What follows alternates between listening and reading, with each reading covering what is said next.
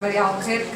faço parte da equipa, da pequena equipa da estrutura de gestão do IFRU 2020.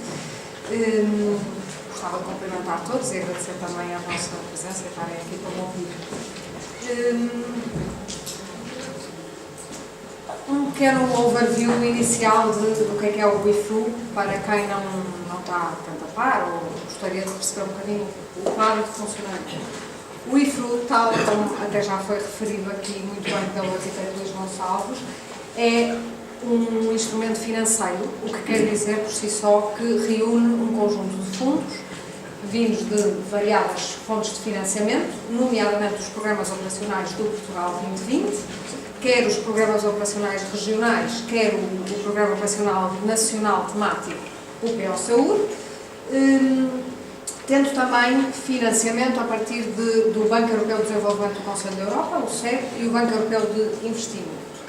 O que o IFRU faz é reunir estes fundos, entregá-los para gestão a intermediários financeiros, que põem também uma componente de verba privada sua, e por esta conjugação de fundos públicos e privados são atribuídos apoios aos beneficiários, isto é, àqueles que pretendam investir em reabilitação urbana. Em termos de funcionamento, o IFRU assenta em dois órgãos principais, uma estrutura de gestão, que é uma estrutura autónoma dedicada especificamente à missão do IFRU 2020, que é assegurar a definição, gestão e acompanhamento deste instrumento financeiro, e é tutelada pela Secretária de Estado da Habitação, do Ministério do Ambiente, e depois um comitê de investimento, que inclui o conjunto das entidades mais associadas ao IFRU, nomeadamente os nossos financiadores todos, e também, pertinente para a temática do workshop de hoje, por exemplo, a Direção-Geral de Energia e Geologia. E, portanto, esta estrutura permite com que se possam disponibilizar empréstimos em condições mais favoráveis face às que existem no mercado, ou seja, nos bancos, para a reabilitação integral de edifícios, destinados quer à habitação, quer a outros usos, incluindo, nesses mesmos projetos, soluções integradas de eficiência energética. Isto acontece através de um único pedido de financiamento, portanto não há pedidos de financiamento a este ou àquele programa, há um único pedido de financiamento ao IFRU que vai buscar financiamento para estas várias componentes, quer a reabilitação urbana, quer a eficiência energética. Olhando aqui para uma composição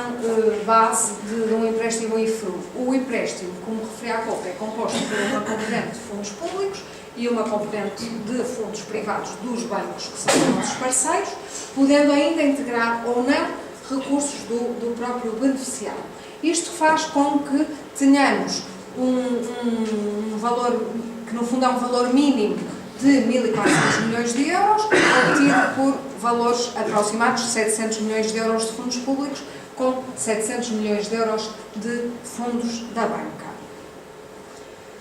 Para a vossa melhor orientação, e a partir de agora na apresentação vou focar aspectos mais gerais retirados destes dois documentos centrais, mas quem quiser saber um bocadinho mais, estão disponíveis na nossa página, que reside no portal da habitação, um guia do beneficiário, que tem informação toda, a informação detalhada sobre o IFRU 2020 para quem se pretenda candidatar, e depois um guia rápido, que é um bocadinho o que vou seguir agora nesta apresentação. Então, quais são os tipos de apoios disponíveis? Temos essencialmente dois tipos, os empréstimos e as garantias. Os empréstimos são compostos por um máximo de 50% de fundos públicos e um mínimo de 50%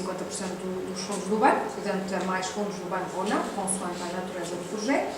As taxas de juro são abaixo das praticadas pelo mercado, pelas razões que vos disse há pouco naquele esquema da composição do empréstimo. Porquê? Porque temos uma parte do empréstimo de fundos públicos com condições muito mais vantajosas, nomeadamente ao nível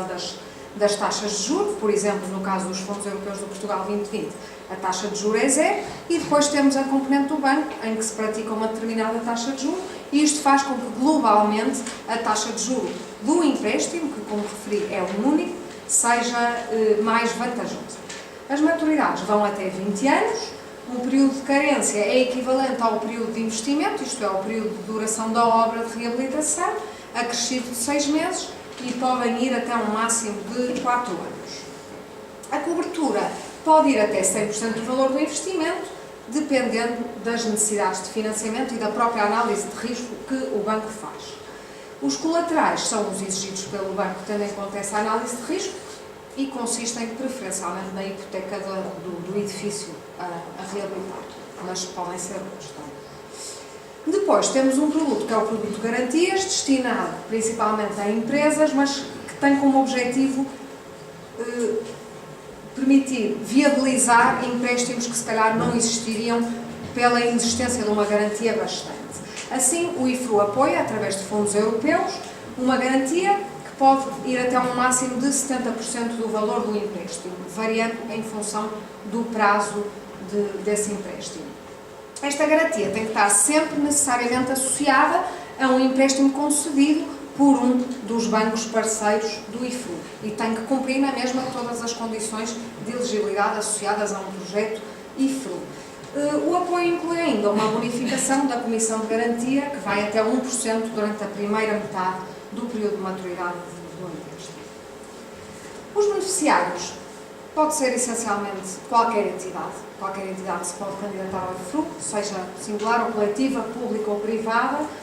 desde que tenha título bastante que lhe confira poderes para realizar a operação. Porquê é que dizemos isto? Porque não tem que ser necessariamente o proprietário do imóvel, por vezes até pode ser um arrendatário ou um concessionário que tenha poderes para realizar essa intervenção e, além deste aspecto, importa apenas referir que tem que cumprir naturalmente os critérios de elegibilidade, que não são muito diferentes dos critérios normais de acesso a fundos europeus, nomeadamente estarem legalmente instituídos, não terem dívidas às finanças, à segurança social, etc. E que estão detalhados no nosso ponto 4 do guia do beneficiário.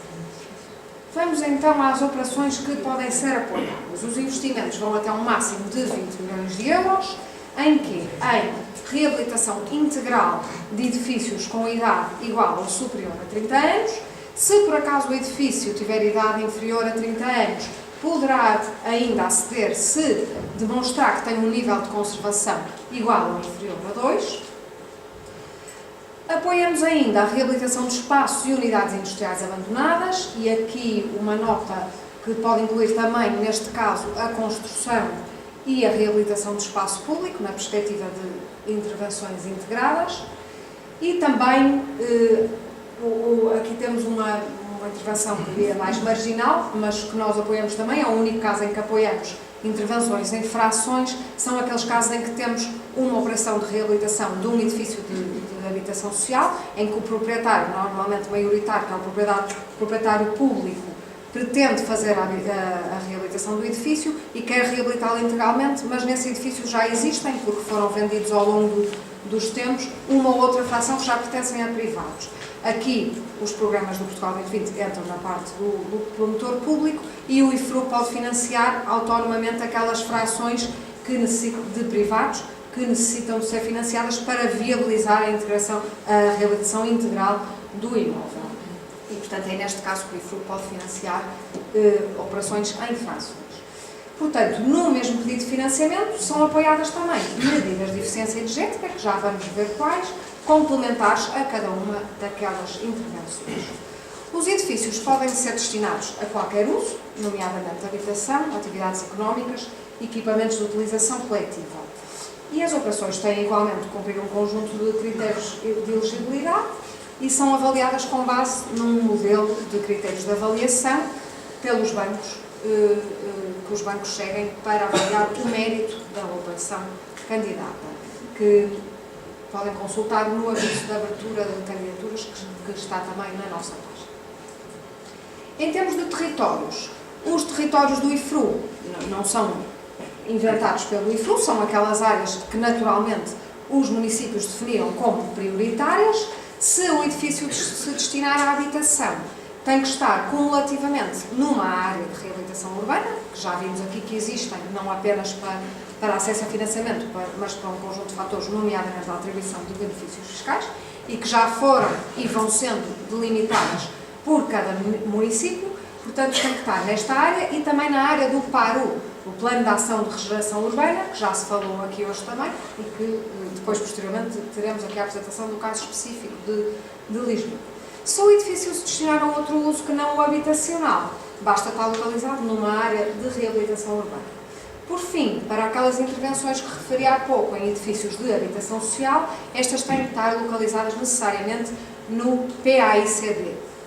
Um programa frisado também há pouco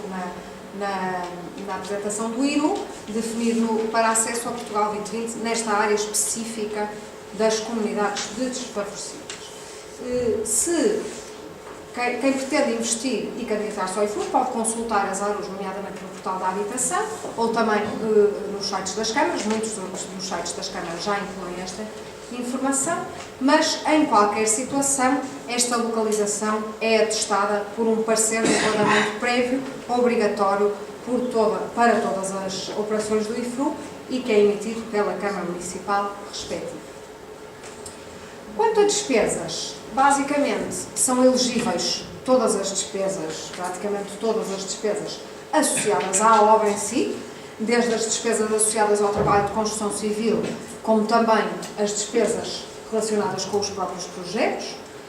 e também a aquisição de terrenos e edifícios pode ser elegível no âmbito do IFRU, tendo aqui uma pequena nuance, que é o limite do financiamento público. O IFRU destina-se principalmente à reabilitação urbana dos imóveis, e é esse o seu principal objetivo, mas os empréstimos do IFRU também podem incluir o financiamento para a aquisição, sendo que neste caso, apesar de ser tudo abrangido no mesmo empréstimo, o financiamento público está limitado a um valor máximo de 10% do valor do investimento, do valor total do investimento elegível, sendo que a parte restante pode ser apoiada pelo banco no âmbito do mesmo empréstimo. Em termos de eficiência energética, e olhando mais para o tema que está aqui em causa neste workshop, temos despesas específicas, elegíveis, associadas à eficiência energética. O engenheiro Paulo Libório também já me poupou aqui de apresentar em mais detalhe quais é que são, mas são essencialmente despesas na envolvente opaca, na componente de isolamentos, despesas na envolvente envidraçada, nomeadamente para a substituição de vãos envidraçados por outros mais eficientes, intervenções ao nível dos sistemas técnicos, seja de produção de água quente sanitária, seja outros, através de otimização ou de colocação de sistemas mais eficientes, também sistemas para uma melhor gestão do consumo energético, que permitam aos proprietários ou quem explora o imóvel acompanhar um bocadinho melhor o que é o consumo energético do edifício, despesas e intervenções na iluminação interior também e nas áreas comuns, que o engenheiro Paulo Libório também referiu há pouco. Portanto, não nos devemos esquecer que se trata de uma intervenção integral no imóvel, que envolve não só as frações, como também as partes comuns. Depois temos também o apoio a intervenções relacionadas com a promoção de energias renováveis para autoconsumo,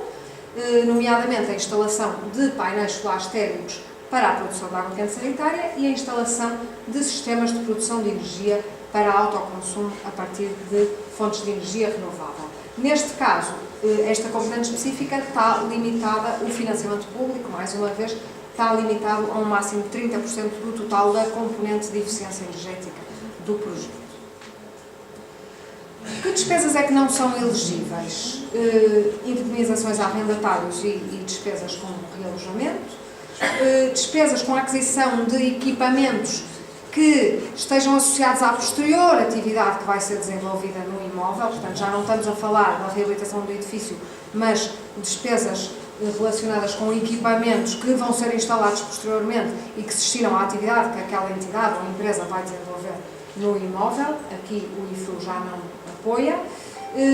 Intervenções que estejam associadas a infraestruturas ou equipamentos financiados pelos fundos europeus há menos de 10 anos, custos relativos a amortizações, naturalmente seriam um contrassenso financiados através do IFRU, contribuições em espécie e outras despesas com juros de devedores, multas, sanções e processos judiciais. Mas, fundamentalmente, todas as despesas associadas às obras de reabilitação e ao seu projeto estão abrangidas pelo IFRU. Olhando então agora para o processo de candidatura, para quem estiver aqui que tenha mais interesse em ser candidato ao IFRU. Em primeiro lugar, importa dizer que não há um período pré-determinado de candidaturas, como às vezes estamos habituados, ou seja, as candidaturas abriram no dia 30 de outubro e não há uma data de encerramento, portanto podem ser apresentados a todo o tempo, pelo menos até 2020, e a partir daí o IFRU poderá até continuar, porque há o efeito de revolving, ou seja, fundos que começam a ser utilizados pelas pessoas que estão a fazer intervenções e começam a ser reembolsados, podem ser novamente utilizados para financiamento de operações da mesma natureza, portanto isto é um processo cíclico,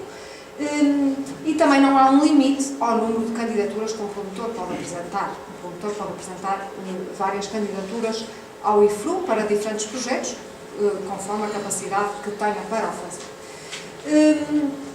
Basicamente, temos 3 passos para uma apresentação de uma candidatura ao IFRU. Um primeiro, que é o tal parecer de enquadramento do município. Um segundo, que é o certificado energético. E um terceiro, que é o próprio pedido de financiamento apresentado junto das entidades financeiras. Olhando então para o primeiro, como referi há pouco, todos os investimentos terão de estar localizados em áreas definidas pelos municípios e, portanto, são os municípios a única entidade competente para atestar que, efetivamente, aquele imóvel se encontra numa das áreas prioritárias definidas. Por essa razão, este parecer, que é pedido junto do município na localização do imóvel, inclui informação sobre a localização e outras informações relevantes para posteriormente o banco analisar a candidatura, nomeadamente se trata ou não de uma realização integral do imóvel.